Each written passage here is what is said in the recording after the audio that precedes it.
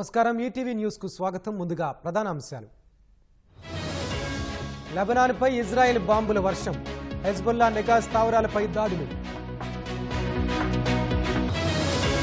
Iran hit లిస్టులో Netanyahu, పలువురు కీలక నేతలపైన గురి.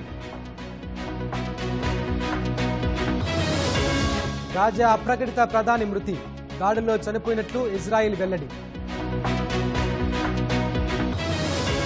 వైవాహిక అత్యాచారంపై కేంద్రం అఫిడవిట్, నేరంగా పరిగణించాల్సిన అవసరం లేదని వ్యాఖ్య. హర్యానాలో ముగిసిన ఎన్నికల ప్రచారం, 90 స్థానాల్లో ఎల్లుండి పోలింగ్.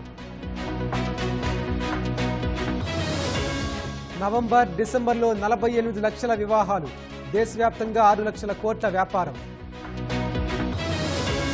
తైవాన్ వణికించిన క్రాతన్ తుపాను, అనేక ప్రాంతాలను ముంచెత్తిన వరద. యుద్ధ భయాలతో స్టాక్ మార్కెట్లు కుదేలు, 9.78 లక్షల కోట్ల మదుపరుల సంపద ఆవిరి.